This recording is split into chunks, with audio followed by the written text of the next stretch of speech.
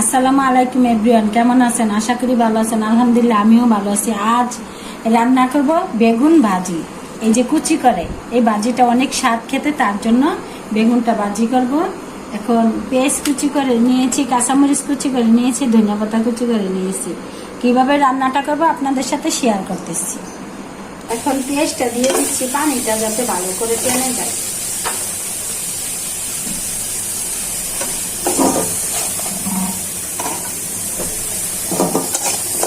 এখানে পেঁয়াজের পানিটা টেনে গেছে, পেঁয়াজটা ভাজা হওয়ার জন্য তেল দিয়ে দিচ্ছি।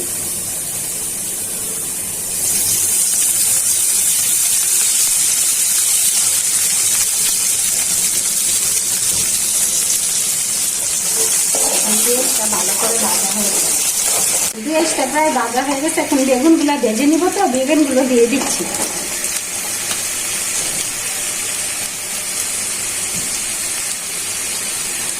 এখন সাথে দিয়ে দিচ্ছি স্বাদ মতো লবণ।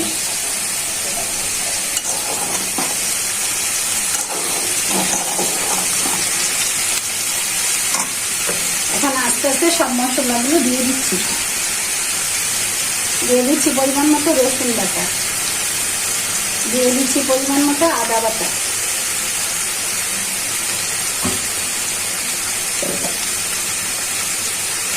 দিয়ে দিচ্ছি পরিমাণ মতো জিরার গুঁড়া,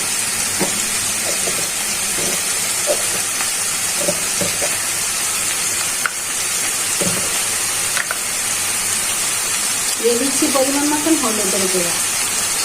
এটা ভাজি করবো তো, তার জন্য মরিচের গুঁড়া দিব না। সাথে দিয়ে দিচ্ছি কুচি করা মরিচগুলো। এখন ভালোভাবে মশলা দিয়ে বেগুন ভাজাটা করে নিই।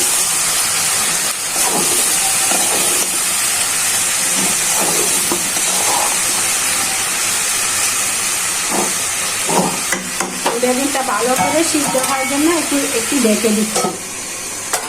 বোনেরা দেখি ভাজিটা কিরকম হয়েছে।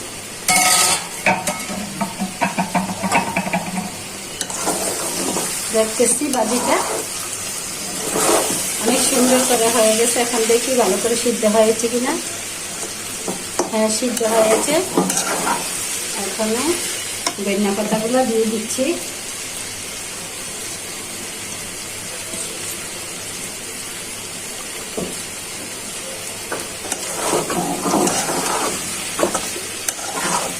টেস্ট করে দেখি কিরকম হয়েছে। মাশাআল্লাহ, সেই স্বাদ। এই বেগুনটা সবাই চাক ভাজি খায় বা তরকারি খায়, ভর্তা খায়, কিন্তু এটা একটা ব্যতিক্রমী ভাজি। এরকম কুচি করে ভাজি করে ভাত দিয়ে গরম ভাতের সাথে খেয়ে দেখবে অন্যরকম একটা টেস্ট সেই লাগে। আর আমি প্রায় এই ভাজিটা করে খাই, আবার ছোট মাছ দিয়ে চচ্চড়ি করে খাই। তো বোনেরা ভালো থাকবেন, সুস্থ থাকবেন। আমার ভিডিওগুলো বেশি বেশি দেখবেন, লাইক কমেন্ট করবেন। ভিডিওটা না টেনে পুরো ভিডিওটা দেখবেন, আমার পাশে থেকে সাপোর্ট করবেন। আল্লাহ হাফেজ।